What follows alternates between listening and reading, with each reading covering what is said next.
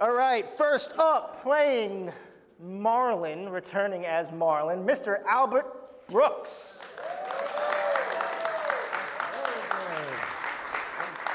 Voicing Nemo, Hayden Rowlands. Playing Charlie, Eugene Levy.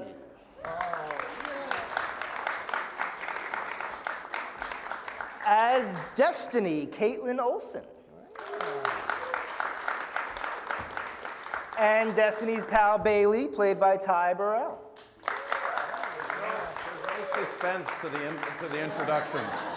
You can just see them right there. This man only has 2 arms, not 7. In the movie he does. Hank, Ed O'Neill.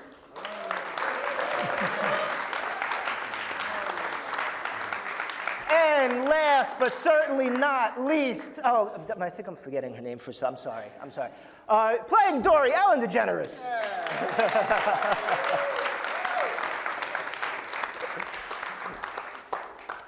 The cast of Finding Dory, ladies and gentlemen.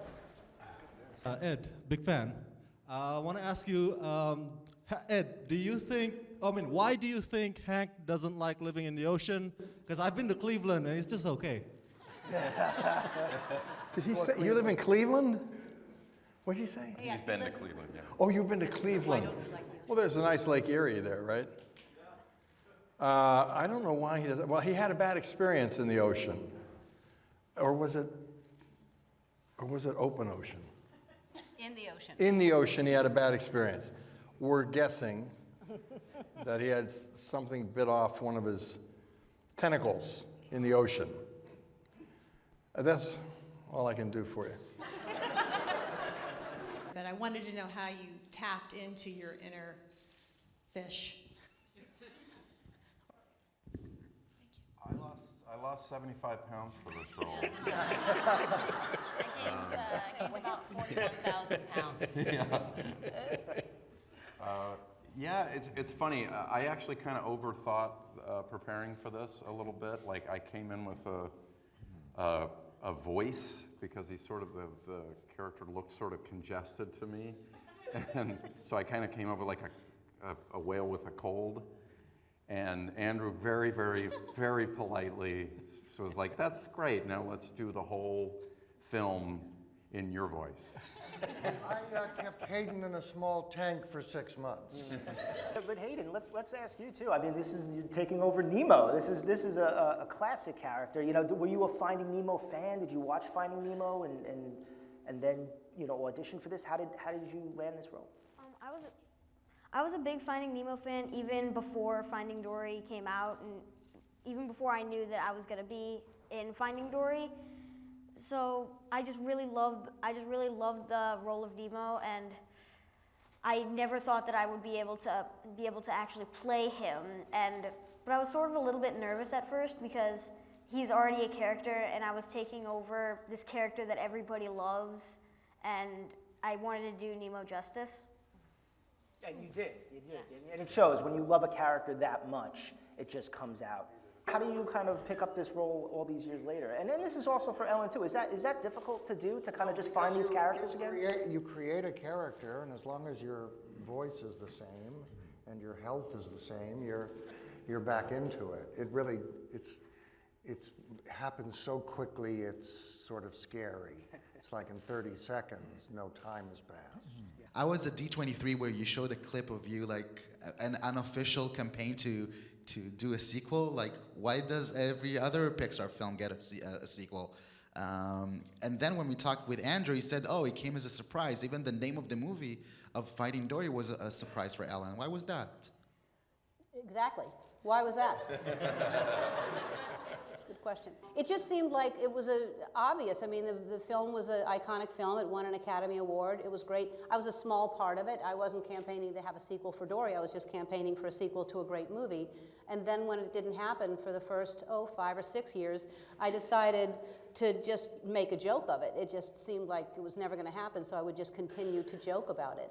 And then the joke became a reality, and then it became about Dory's journey. I wonder which qualities did you give to Dory, and which ones would you like to have from her? Which traits? That she has and you would like to have? I would love to have every trait of Dory's. I try to have as many traits as she has, as far as optimism and perseverance and non-judgment and not having any resentment or holding on to anger or she doesn't feel like a victim. She's really, I think that's why she's such a lovable character that Andrew created, because she really is, she just thinks everything is possible. And she never for a second thinks that anything's wrong with anybody else or herself, or she just keeps swimming. And I think that's a great thing so I'd like to have all of those traits. Alan, Andrew described Dory as a tragic figure in the first movie, that he felt bad that he hadn't noticed how unresolved and awful it was that he left that character hanging for so long. I wonder, what was your thoughts at the time when you were Dory in the first movie, and did you feel that there was a lot more of her story, and did you wonder, you know, what had happened to her?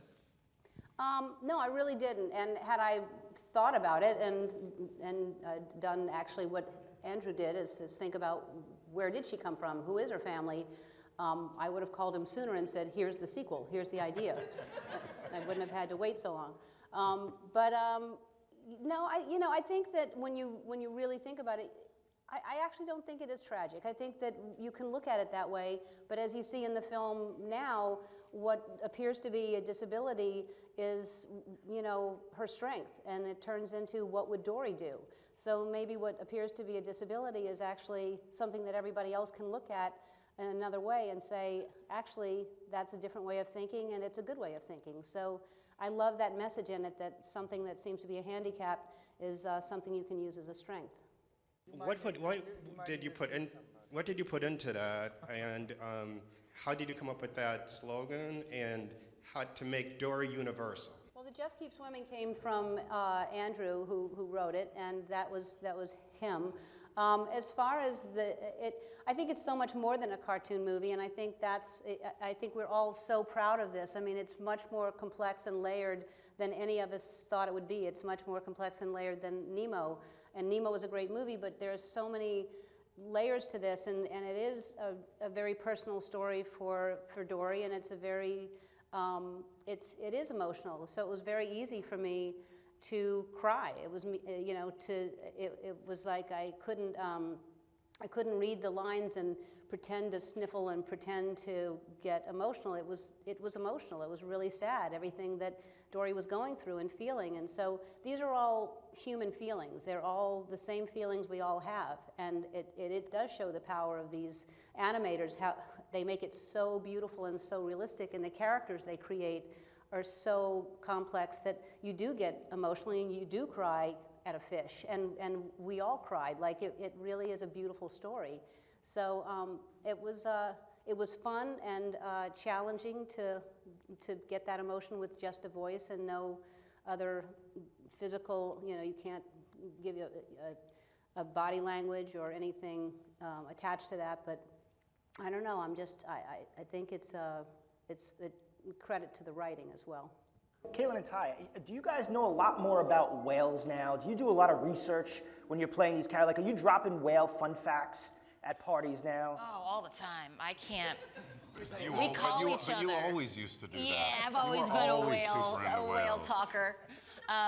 No, I mean, I did a fair amount of research. You know, I love that they're a whale shark is the largest fish, and that they have no teeth, and so you can swim with them, and that's pretty cool. But that was about the extent of what I did. It just gave me a license to be like, oh, she's a nice whale. You know what I mean? What was your beluga experience? Well, yeah, that kind of what I was saying before. I think I sort of overthought it and then realized that I should just work on the actual text. Feelings and text. Yeah. This is one for Ellen. You've helped shape Dory's personality from the very beginning in Finding Nemo. Did you have a particular connection with Dory's desire for belonging and finding a family? Actually, this goes out to all the cast if you felt you had a connection.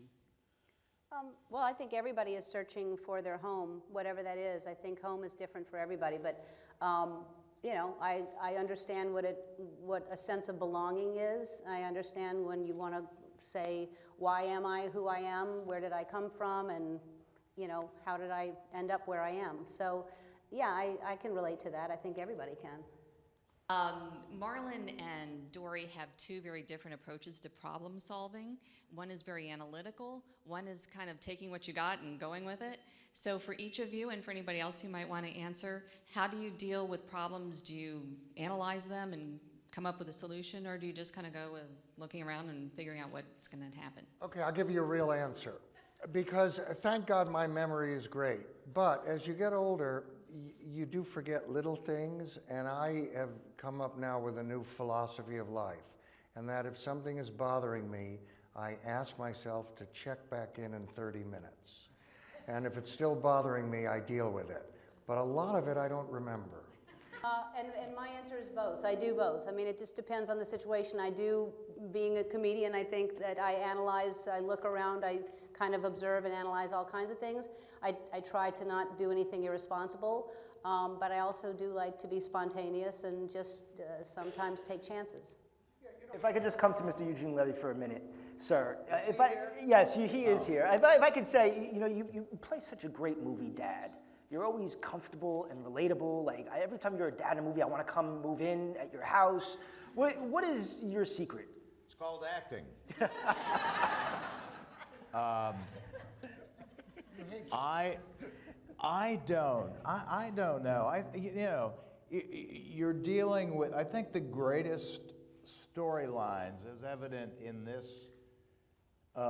movie, is the greatest storylines really have to do with family, and because that's the one thing that is the most important thing in all our lives, or should be anyway. So anytime you're dealing in a familial kind of situation, a dad and a child, or, you know, those are the stories that kind of resonate with me, because they're about something absolutely tangible and real, and those are the storylines that you can kind of really have fun with and really get behind and totally kind of pour yourself into. Is very much about going with the flow and just keep swimming. I'm wondering, for each of you, are you more of a go with the flow type person, or are you more of a planner, if you'd like to just go down the line? I've never had a flow, so I don't know. I'm not a go with the flow person. I would be a planner. Yeah, I guess I'm sort of a planner too. I Good, like thank to.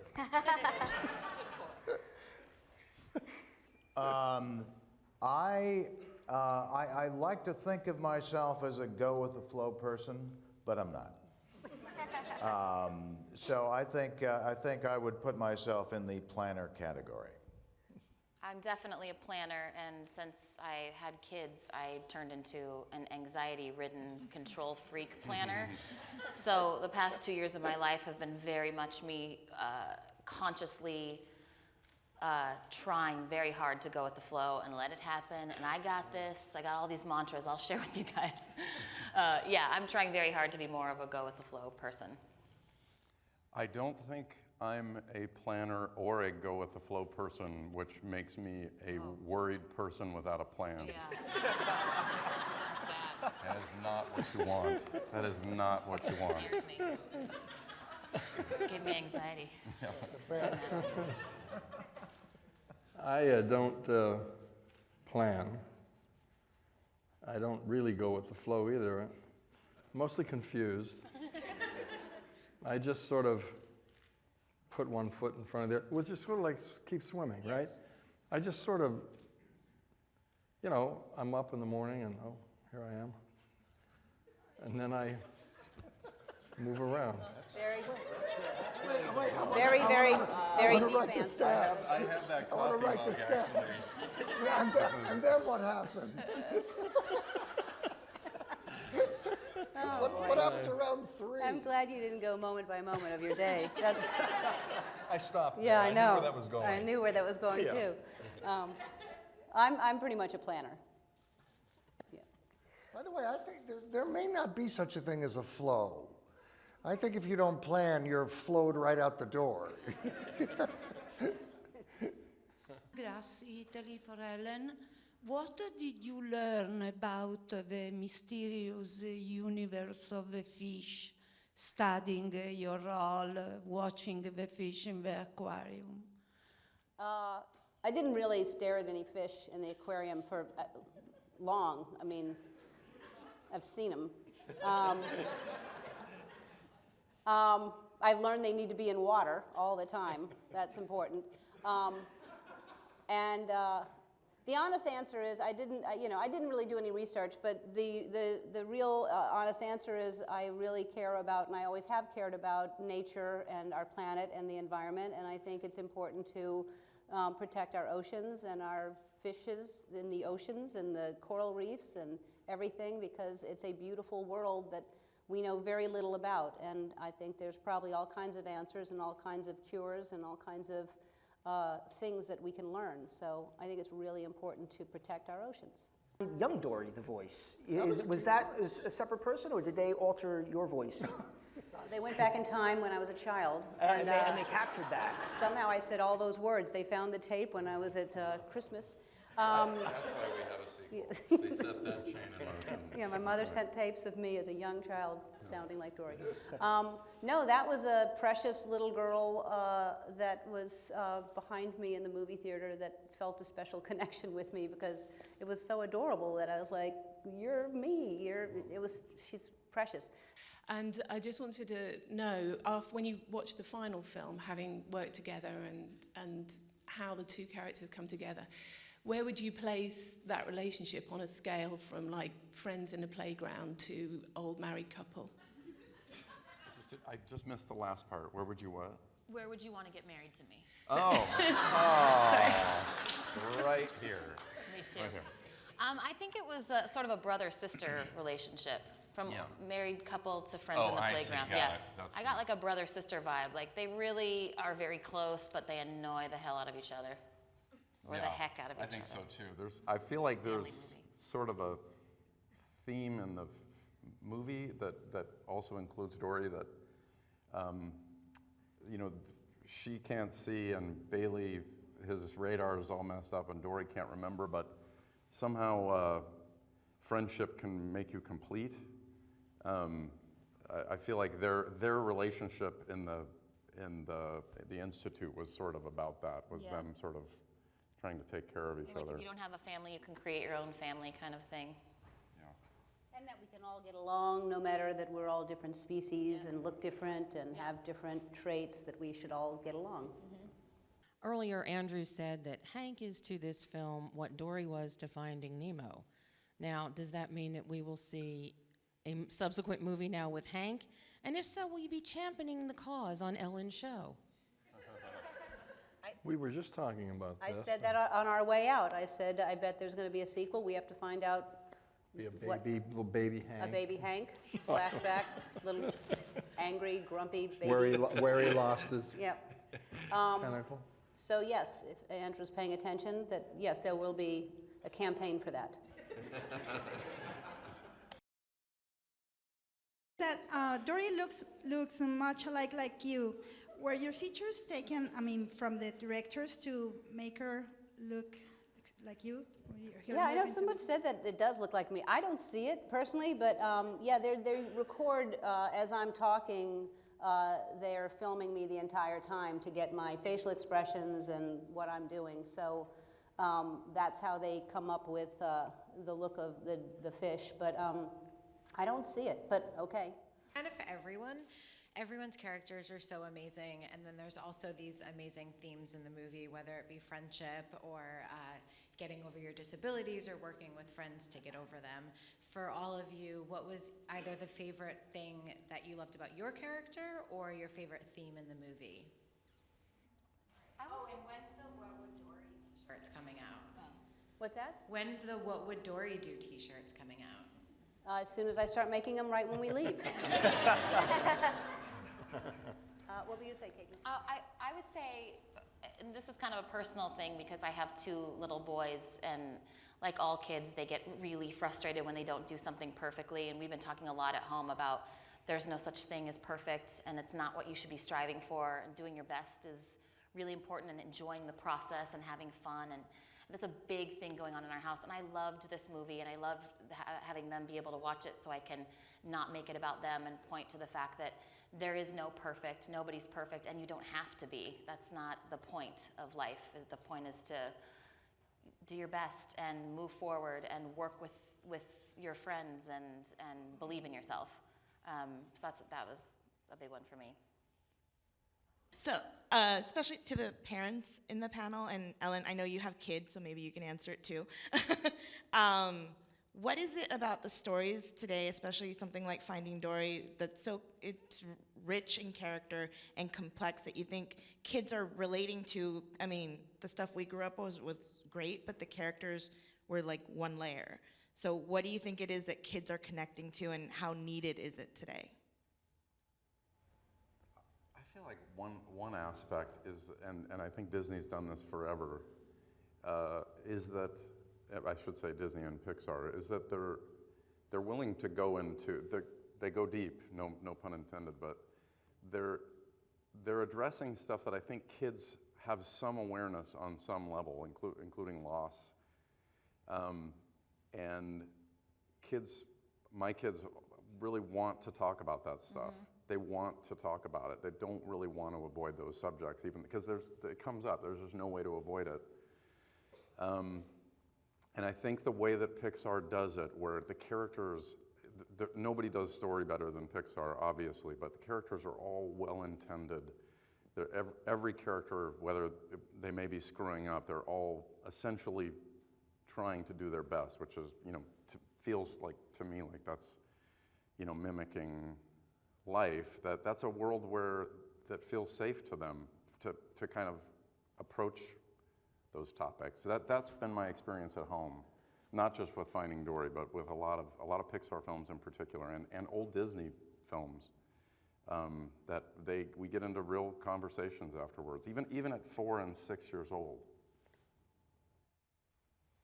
This movie is about dealing with time, regrets, doing what we couldn't do in the past. So if you had the chance to go walking down the street and you find yourself being a little girl, 6-year-old girl, what would you tell her about your life? Not letting her know that you is herself a few years later. You know what I mean? It's like finding yourself, okay. So scary. Okay. No. No, it's not scary. It's No, don't listen to him. No, I understand what you're saying. I think, as Albert was saying, as you get older, you get wiser, and you start looking at life in a completely different way. And I wish that, you can tell a 6-year-old whatever, but a 6-year-old is going to go, so you can try.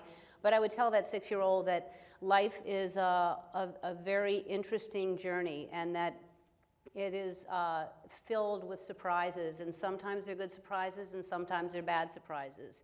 And they're all good, because even the bad ones get you ready for something else, and they build another part of you that you wouldn't have inside of you.